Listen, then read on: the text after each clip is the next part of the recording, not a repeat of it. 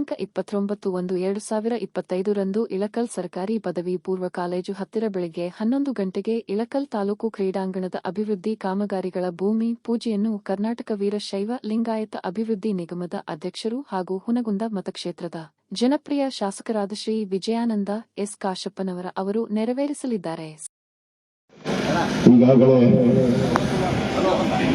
ತಮಗೆ ಗೊತ್ತಿರುವ ಹಾಗೆ ಇಳಕಲ್ ನಗರದ ಇಳಕಲ್ ತಾಲೂಕಿನ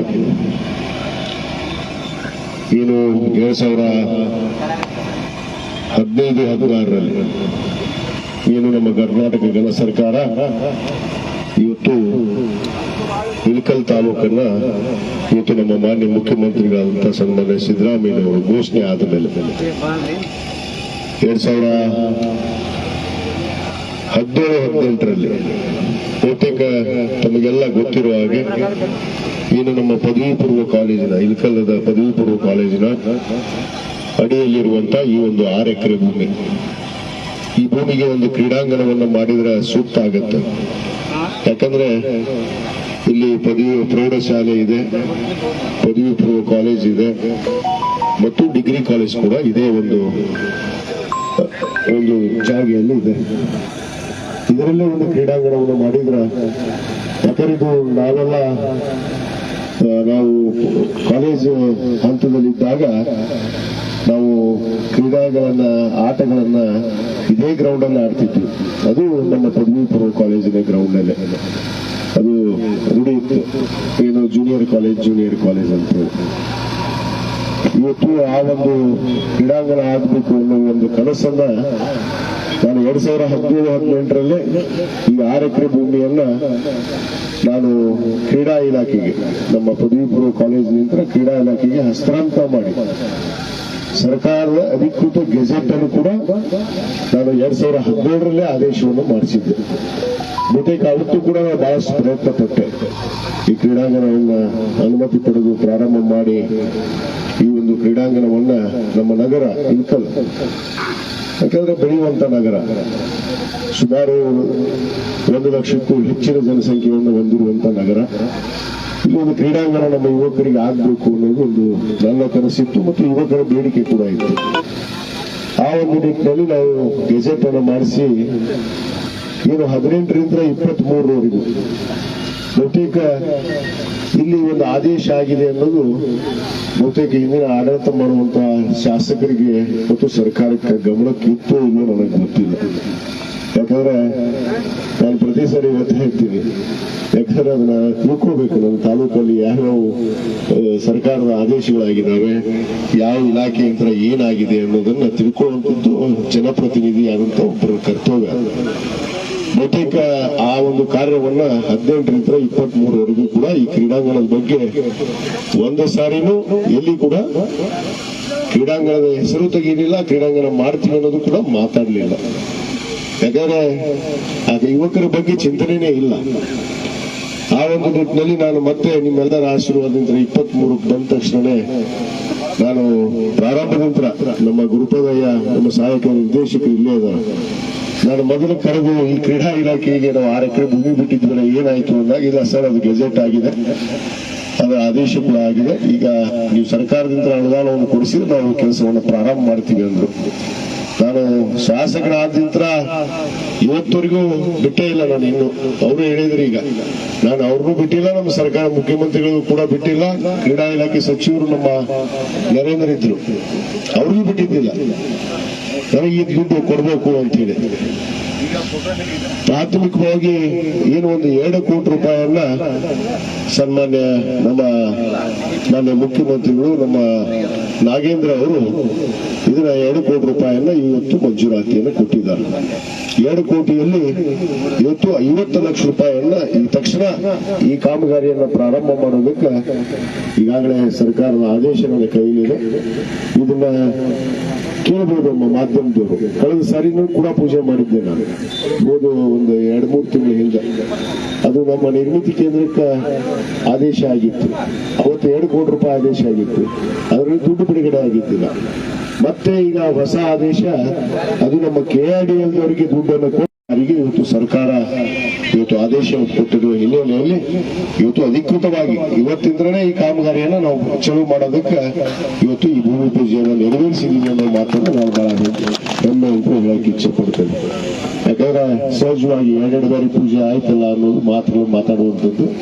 ಅದಕ್ಕೆ ಅದರ ಸ್ಪಷ್ಟನೆಯನ್ನು ನಾನು ಮಾಧ್ಯಮದವರಿಗೆ ನಾನು ಕೊಡಕ್ಕೆ ಬಯಸ್ತೇನೆ. ನಮಗೆ ಗೊತ್ತಿದೆ, ನಾವು ಈಗಾಗಲೇ ಇಳಕಲ್ನಲ್ಲಿ ಅನೇಕ ಅಭಿವೃದ್ಧಿ ಕೆಲಸಗಳನ್ನು ಕೈಗೊಂಡಿವಿ. ಏನು ಅಲಂಪುರ ಪೇಟೆಯಿಂದ ನಮ್ಮ ನಗರಕ್ಕೆ ಬರುವಂತಹ ಒಂದು ಸೇತುವೆ ಆಗಬೇಕಾಗಿತ್ತು. ಬಹಳ ಬಹುದಿನದ ಬೇಡಿಕೆ. ಈಗಾಗಲೇ ಅದು 5 ಕೋಟಿ ರೂಪಾಯಿ ಸ್ಯಾಂಕ್ಷನ್ ಆಗಿದೆ. ಈಗಾಗಲೇ ಭೂಮಿ ಪೂಜೆ ನೆರವೇರಿಸಿದ್ದೀನಿ. ಅದು ಕಾಮಗಾರಿಯನ್ನ ಕೆಲವೇ ದಿನಗಳಲ್ಲಿ ಆ ಗುತ್ತಿಗೆದಾರರು ಆ ಕಾಮಗಾರಿಯನ್ನು ಪ್ರಾರಂಭ ಮಾಡ್ತಾರೆ. ಈಗಾಗಲೇ ನಾನು ಇಳಕಲ್ ನಗರಕ್ಕೆ ಒಂದು ಕೆರೆಯನ್ನು ಮಾಡಬೇಕು, ಸುಂದರವಾಗಿ ನಮ್ಮ ಜನರಿಗೆ ಏನು ಗದಗಿಗೆ ಹೋಗುವಂತ ರೋಡಲ್ಲಿ ಒಂದು ಕೆರೆಯನ್ನು ಮಾಡೋದಕ್ಕೆ ಈಗಾಗಲೇ ಅದಕ್ಕೆ 9 ಕೋಟಿ ರೂಪಾಯಿ ಏನು ನಮ್ಮ ಪೊಲೀಸ್ ಸ್ಟೇಷನ್ ಹಿಂಭಾಗ ಇರುವಂತಹ ಸುಮಾರು 3 ಎಕರೆ ಭೂಮಿಯಲ್ಲಿ ಈಗಾಗಲೇ 4 ಕೋಟಿ ರೂಪಾಯಿ ಟೆಂಡರ್ ಆಗಿದೆ. ಅದನ್ನು ಕೂಡ ಇದೇ ವಾರದಲ್ಲಿ ನಾನು ಭೂಮಿ ಪೂಜೆಯನ್ನು ಮಾಡಿ ಆ ಸ್ವಿಮ್ಮಿಂಗ್ ಪೂಲ್ ಕಟ್ಟೋದಕ್ಕೆ ಕೂಡ ಕೆಲಸಗಳನ್ನ ಪ್ರಾರಂಭ ಮಾಡ್ತೀನಿ. ಅಲ್ಲೇ ಇಂಡೋರ್ ಸ್ಟೇಡಿಯಂ ಕೂಡ ಮಾಡಬೇಕು ಅಂತ ನಮ್ಮ ಈಗಾಗಲೇ ಉದ್ದೇಶ ಇದೆ.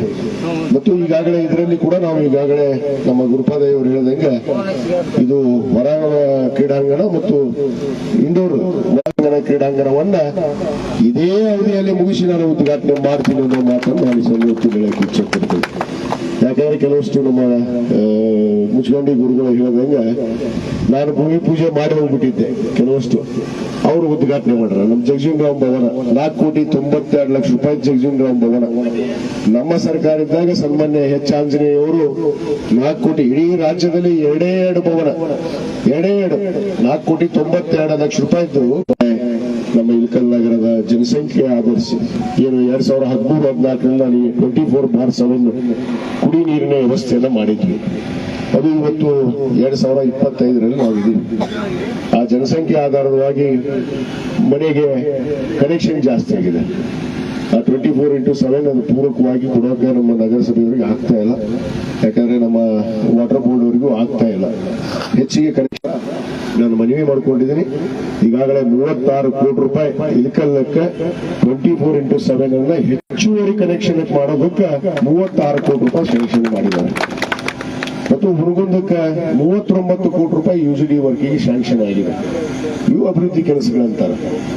ಇದಕ್ಕೆ ಆದೇಶ ಕೊಡ್ತೀನಿ, ನಾನು ಸುಮ್ಮನೆ ಮಾತಾಡ್ತಾ ಇಲ್ಲ. ಇವ್ರು ಏನ್ ಮಾಡ್ಯಾರ ತಗೊಂಡ್ಬರ್ಲಿ ಅಂತ ನಾನು ಸಾಕಷ್ಟು ಸರಿ ಹೇಳಿರ್ಬೇಕಾರೆ. ಈಗ ಅದಲ್ಲದೆ ಇಳಕಲ್ಲಕ್ಕೆ ಇನ್ನೂ ಹಲವಾರು ಯೋಜನೆಗಳು ಬರ್ತಾವ. ಸ್ವಲ್ಪ ದಿವಸ ಕಾಯಿರಿ, ಅವ್ನು ಹೇಳೋದಿಲ್ಲ, ಬಂದ ಮೇಲೆ ಆದೇಶ ಆದ್ಮೇಲೆ ಹೇಳ್ತೀನಿ ನಾನು. ಅದಕ್ಕೆ ಇನ್ನೂ ಹಲವಾರು ಯೋಜನೆಗಳನ್ನ ಇಳಕಲ್ ನಗರಕ್ಕೆ ಹಾಕೋಬೇಕು ಅಂತ ನನಗೆ ಕನಸಿದೆ. ಆ ಯೋಜನೆಯನ್ನು ಮಾಡೋದ್ರ ಜೊತೆಗೆ ಇಳಕಲ್ ನಗರವನ್ನು ಈ ಸಾರಿ ನಾನು ಒಂದು ಸುಂದರ ನಗರವಾಗಿ ಮಾಡೇ ತೋರಿಸ್ತೀನಿ ಅನ್ನೋ ಮಾತನ್ನು ಕೂಡ ಹೇಳ್ತೀನಿ. ಈಗಾಗಲೇ ಅನೇಕ ಬದಲಾವಣೆಯನ್ನು ಕಾಣ್ತಿದ್ದೀರಿ ಜನ. ಇಳಕಲ್ಲಲ್ಲಿ ಏನೇನು ಬದಲಾವಣೆ ಕಾಣ್ತಾ ಇದ್ರೆ ನಿಮ್ಗೆ ಗೊತ್ತಾಗ್ತದೆ ಕಣ್ಮುಂದೆ.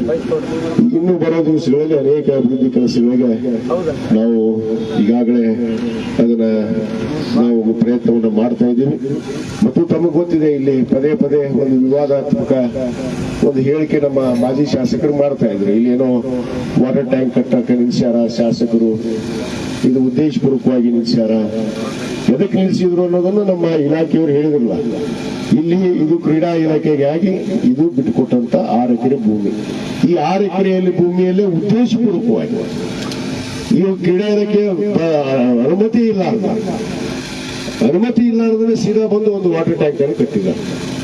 ಈಗಾಗಲೇ ಅದಕ್ಕೆ 30-40 ಲಕ್ಷ ರೂಪಾಯಿ ಅನುದಾನ ಕೂಡ ಸರ್ಕಾರದ್ದೇ ಅದನ್ನು ಹಾಕಿಬಿಟ್ರು. ಅದಕ್ಕೂ ಕೂಡ ತೊಂದರೆ ಆಗಿದೆ. ಇದಕ್ಕೆ ನಾವು ಬೇರೆ ಜಾಗನ ತೋರಿಸಿದ್ದೀವಿ. ಆಲ್ರೆಡಿ ಬೇರೆ ಜಾಗದಲ್ಲಿ ಎಲ್ಲಿ ನೀವು ಟೆಂಡರ್ ಡಾಕ್ಯುಮೆಂಟ್ ಅಲ್ಲೇ ಐತಿ, ಎಲ್ಲಿ ಟ್ಯಾಂಕ್ ಅನ್ನು ನಾವು ಧ್ವಂಸಗೊಳಿಸಿದೀವಿ ಅದೇ ಜಾಗದಲ್ಲಿ ಮತ್ತೆ ನಾವು ಹೊಸ ಟ್ಯಾಂಕ್ ಕಟ್ಟಬೇಕು ಅಂತ ಆಗಿದ್ರು ಕೂಡ ಉದ್ದೇಶಪೂರ್ವಕವಾಗಿ ಕ್ರೀಡಾ ಇಲಾಖೆ ಜಾಗದಲ್ಲಿ ಬಂದು ಕಟ್ಟಿದ್ದು ಅವರು.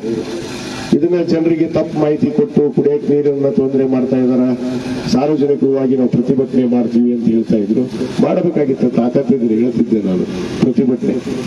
ಸುಮ್ಮನೆ ಇದು ರಾಜಕೀಯ ಪೀಡಿತವಾಗಿ ಮಾತಾಡುವಂಥದ್ದು. ಈಗ ಗೊತ್ತಲ್ಲ ನಿಮ್ಗೆ, ತಾಲೂಕಿನಾಗ ಇಲ್ಲೇ ಇಲ್ಲ, ನನಗೆ ಗೊತ್ತಿಲ್ಲ ಅವ್ರು ಎಲ್ಲಿದಾರೋ ಏನೋ.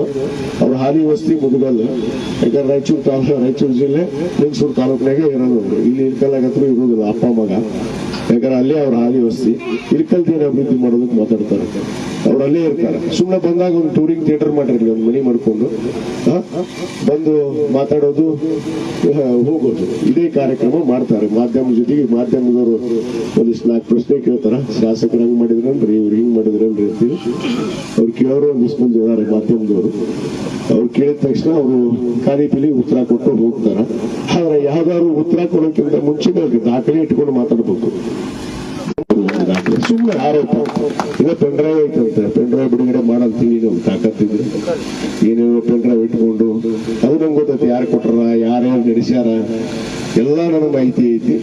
ಆದ್ರೆ ನಾನು ಇಷ್ಟೇ ಹೇಳಾಕಂತೀನಿ, ಸುಮ್ಮನೆ ಈ ಆರೋಪಗಳನ್ನ, ಸುಳ್ಳು ಆರೋಪಗಳನ್ನ ಏನೇನೋ ಐತಿ ಅನ್ನೋದನ್ನ ಬಿಟ್ಟು ಜನರ ಮಧ್ಯೆ ಹೇಗಿರ್ಬೇಕು ಅನ್ನೋದನ್ನ ಕಲ್ತಿಲ್ಲ.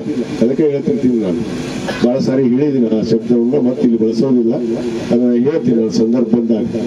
ಅದಕ್ಕೆ ಇವತ್ತು ಅಭಿವೃದ್ಧಿ ಕೆಲಸಕ್ಕೆ ನಾವು ಏನೇನು ಮಾಡ್ತಾ ಇದೀವಿ ಅನ್ನೋದು ನಮಗೆ ದಾಖಲೆ ಸಮೇತ ನಾವು ಕಾಮಗಾರಿಯನ್ನು ತೋರಿಸ್ತೀವಿ. ಅವ್ರು ಏನ್ ಮಾಡಿದಾರೆ ಅವ್ರ ಅವಧಿಯಲ್ಲಿ ಅನ್ನೋದನ್ನ ಬಂದು ಬೇಕಾದ್ರೆ ತೋರಿಸೋದು ಬಿಟ್ಬಿಟ್ಟು ಸುಮ್ಮನೆ ಮಾತಾಡೋದು, ಮಾಧ್ಯಮ ಕರೆಯೋದು, ಅಲ್ಲೊಂದು ಪ್ರೆಸ್ ಮೀಟ್ ಮಾಡೋದು, ಮತ್ತೆ ಏನೋ 6 ತಿಂಗಳು ಬರಂಗಿಲ್ಲ ಇಲ್ಕಲಿಗೆ. 6 ತಿಂಗಳು ಇಲ್ಲೇ ಇಲ್ಲ, ಮತ್ತೆ 6 ತಿಂಗಳಿಗೆ ಒಮ್ಮೆ ಬರೋದು. ಟೂರಿಂಗ್ ಥಿಯೇಟರ್ ಮಾಡ್ಕೊಂಡಾಗ ನಮ್ಮ ಇಲ್ಕಲ್ ಹುಡುಗ ತಾಲೂಕು. ಅದಕ್ಕೆ ನಮ್ಮ ಅಭಿವೃದ್ಧಿ ಕೆಲಸ ನಾವು ಮಾತಾಡದೆ ಮಾಡಿ ತೋರಿಸುವಂಥವು. ನಾವು ಮಾಡೋದಕ್ಕೆ ಕೂತೀವಿ, ಅದು ಮಾಡೇ ಮಾಡ್ತೀವಿ ಅನ್ನೋದನ್ನ ನಾನು ಖಂಡಿತವಾಗಿ ಈ ಸಂದರ್ಭದಲ್ಲಿ ಹೇಳ್ತಾ, ಈ ಒಂದು ಕಾಮಗಾರಿಯನ್ನು ನಮ್ಮ KDL ಏನು ಅಭಿಯಂತರರು ಇವತ್ತಿನ ಪ್ರಾರಂಭ ಮಾಡಬೇಕು. ನಮ್ಮ ಇಲ್ಕಲ್ ನಗರಸಭೆ ಆಯುಕ್ತರು ಅದಕ್ಕೆ ಸ್ವಲ್ಪ ಸಹಕಾರ ಮಾಡ್ರಿ. ಇವತ್ತಿನ ಕಾರ್ಯಕ್ರಮವನ್ನು ಪ್ರಾರಂಭ ಮಾಡ್ರಿ, ಇದು ಕಾಮಗಾರಿಯನ್ನು ಪ್ರಾರಂಭ ಮಾಡ್ರಿ. ಮತ್ತು ಇನ್ನೊಂದು ಹೇಳಿದ್ರು, ಇಲ್ಲಿ ಹೈ ಟೆನ್ಷನ್ ವೈರ್ ಹೋಗ್ಬಿಟ್ಟು ಅವ್ರು ಹೆಂಗ್ ಮಾಡ್ತಾರೆ ಕ್ರೀಡಾಂಗಣ ಅಂತೇಳಿ. ಅವರಿಗೆ ನನಗೆ ಅಧಿಕಾರ ಆಡಳಿತದಂದ್ರೆ ಏನಂತ ಅರ್ಥ ಆಗೈತಿಲ್ಲೋ. ಜನಪ್ರತಿನಿಧಿ ಇದ್ದ ಮೇಲೆ ಯಾವುದೂ ಅಸಾಧ್ಯ ಅಲ್ಲ.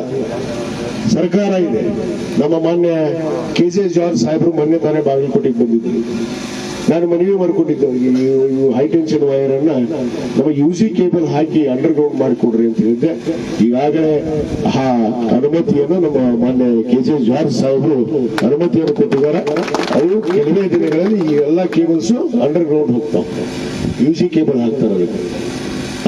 ಈಗಾಗಲೇ ಅದಕ್ಕೂ ಕೂಡ ಅನುದಾನ ಬಿಡುಗಡೆ ಆಗಿದೆ. ಅದು ಇಲಾಖೆ ಮಂಜೂರಾತಿ ಕೊಟ್ಟಿದೆ. ಆ UG ಕೇಬಲ್ ಅನ್ನು ಅಂಡರ್ ಗ್ರೌಂಡ್ ಮಾಡಿ ನಾವು ಬೇರೆ ಕ್ರೀಡಾಂಗಣವನ್ನು ಮಾಡ್ತೀವಿ. ಯಾಕಂದ್ರೆ ಹೈ ಟೆನ್ಷನ್ ಇದ್ರೆ ಸ್ವಲ್ಪ ತೊಂದರೆ ಆಗುತ್ತೆ ಅಂತ ನಮ್ಮ ಕ್ರೀಡಾ ಇಲಾಖೆಯವರು ಹೇಳಿದ್ರು. ಅದಕ್ಕೆ ಅದು ಕೂಡ ಸ್ಯಾಂಕ್ಷನ್ ಆಗಿದೆ. ಸುಮ್ಮನೆ ಮಾತಾಡೋದು, ಮಾಡ್ಲಾರ್ದವ್ರು ಏನಂತಾರಲ್ಲ, ನೆಲ ಡೊಂಕ ಐತಿ ಅಂತ ಹೇಳ್ತಾರೆ.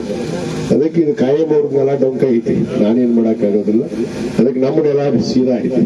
ಅವ್ರ ನೆಲ ಡೊಂಕ ಇರ್ಬೋದು, ನಮ್ಮ ನೆಲ ಸೀದಾ ಐತಿ. ನಾವು ಸೀದಾ ನಡೀತೀವಿ ಅನ್ನೋ ಮಾತನ್ನು ಕೂಡ ಈ ಸಂದರ್ಭದಲ್ಲಿ ಹೇಳಿ, ನಾನು ಒಟ್ಟಾರೆ ನಮ್ಮ ಇಲ್ಕಲ್ ನಗರದ, ನಮ್ಮ ಇಲ್ಕಲ್ ತಾಲೂಕಿನ ಅನೇಕ ಅಭಿವೃದ್ಧಿ ಕಾಮಗಾರಿಯನ್ನು ನಾವು ಪ್ರಾರಂಭ ಮಾಡಿದ್ವಿ. ಮತ್ತು ವಿಶೇಷವಾಗಿ ಇಲ್ಕಲ್ನಲ್ಲಿ ನಮ್ಮ ಯುವಕರಿಗೋಸ್ಕರ ಒಂದು ಕ್ರೀಡಾಂಗಣ, ಯೂಸ್ಗಳನ್ನ, ಇಂಡೋರ್ ಸ್ಟೇಡಿಯಂ, ಇವು ಮುಖ್ಯವಾಗಿ.